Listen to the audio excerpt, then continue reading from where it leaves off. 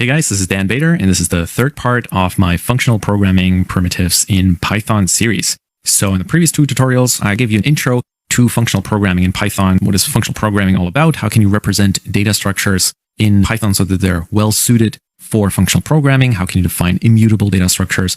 And then in the previous tutorial, we talked about the filter function and how you can use it to filter down iterables or lists of items to a smaller output list based on some arbitrary criteria. So all very interesting stuff for nerds like myself and hopefully yourself. So in this video, I'm gonna introduce you to the map function in Python.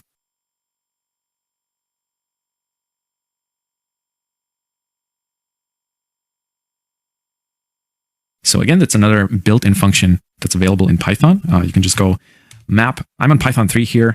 Python 2, some of the stuff might be slightly different. You're usually going to get a list object back instead of an iterable or an iterator. So this is maybe something you'll have to adjust for, but that shouldn't be too hard. So let's take a look at the docstring here. So the map function returns an iterator that computes the function we pass in, this bit here, func, using arguments from each of the iterables. So basically we're passing in an iterable, like a list of something, and then map is going to apply our function on each item in this list, and it's going to create an output stream or an output iterator of items that are the results of this function func called on one of the items. And we're stopping once we're done here. And actually I think you can pass like a number of iterables here and they will all kind of be chained together. We're not going to be doing that in this tutorial. Okay, so I know this stuff sounds super confusing, right? The first time I read this, I was like, okay, I have no idea what this would be good for and when I would ever use this. And yeah, I don't know, make me feel pretty stupid. So what I'm going to do next is I'm going to try and make sure you get some real examples of how this would work, how this would be useful. So I just wanted to show you this data set that we used in previous installments of the series. So we have this data set of scientists.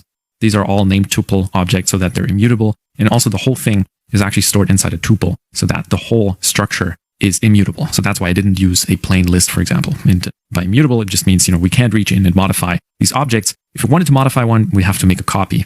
And that way we can trace these changes and we can make sure that this list is always going to be the same. So immutability is kind of not having these side effects is kind of a big part of functional programming. Yeah, this is the data set we're working with.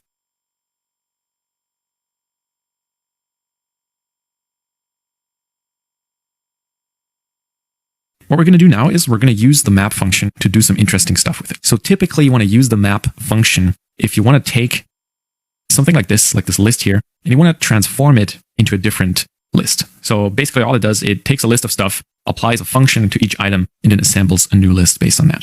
So what we can do here, I thought, it's always a little bit hard to come up with good examples, but what I thought would be fun to do here, if we would actually take this list here and we would assemble a new list that contained the names and ages of these scientists. So we're going to ignore most of these fields here and we're going to focus on the name and then some calculated property that's based on the born field or the birth date.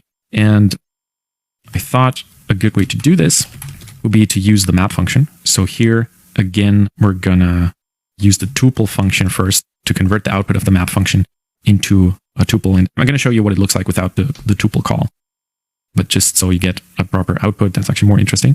And then what we're going to do, we're going to define this function that we want to map.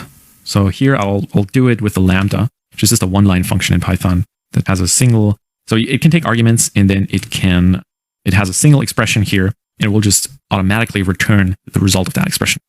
All right, so what we're going to do here. So in this case, I'm just going to define a dictionary object for lack of a better idea. And we're going to plug in the name. And we're also going to create this new field here called age. And then I'll just calculate the age based on the birth date of the person. And that way we've defined our function that gets mapped across all these items.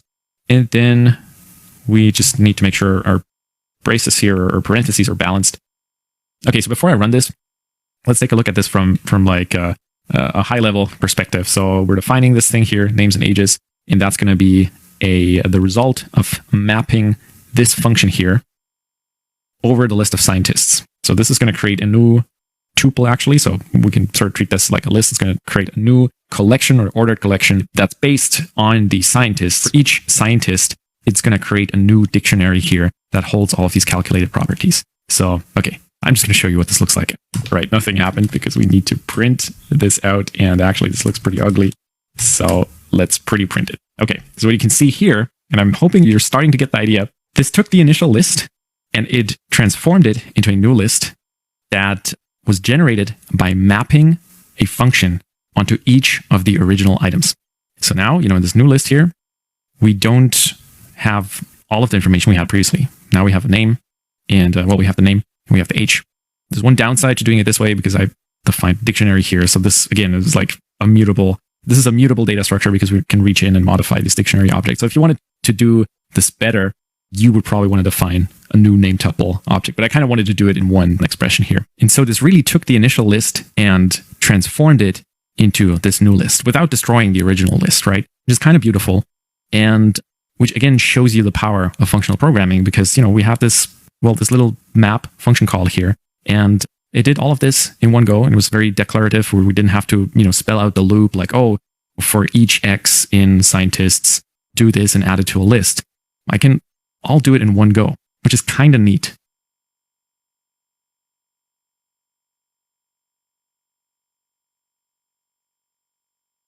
Now, of course, you might be thinking, you know what, this looks kind of not anything like the usual Python code that I see or that I would like to write. And I totally get that. Like, honestly, I would probably not recommend that you write code that looks like this because it gets confusing. It's very hard for people who are new to Python to understand what's going on. And it's kind of a different mindset that you're in when you're writing stuff like that. So actually what you would probably do to make this more Pythonic is you would define a list comprehension. So something like this. Again, I'm going to define the same fields here, x.name, and then I'm going to add this computed property called age, x.born, and then I would just do this for any x in scientists. All right, and there you have it. So that's our list comprehension. So you would do the same thing. Typically, you would do it with a list comprehension because that just kind of gives you more Pythonic syntax. And now this isn't equivalent yet, so we need to make some small changes here. So first of all, I would probably do this, if I wanted to make it as close to the map call, I would do this with a generator expression that I just passed to this tuple function. Like this.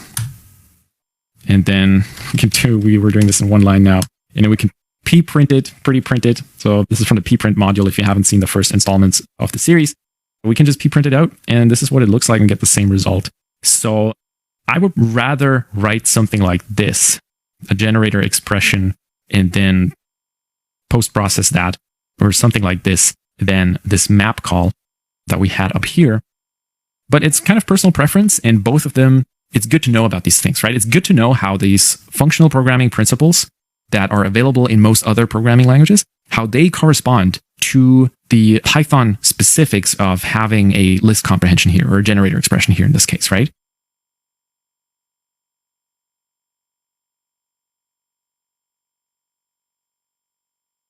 Well, if you're wondering what this is good for, like mapping functions across a list of things, so here we could do all kinds of things. Like we could add all kinds of computed properties, right? Like I could maybe uppercase the name, and you can transform your input data in all kinds of ways. And the nice thing is, if you write your code in this fashion where it's functional, quote unquote, in the sense that you're taking an input that's an immutable data structure, so something that we had up here, and you define those transformations in a declarative way like this, or with a list comprehension, or what we had further down, and you do this, then you have this series of steps that are completely independent from each other. This, what we did down there, it didn't modify this list at all. It just took this list as an input, or this tuple as an input, and then generated a new list. And so we could keep adding more steps to it, and they would all be reusable, and there would be no side effects. Like, we're not actually reaching into this thing and destroying this data structure or modifying it, but instead we're creating a new derived list or derived iterable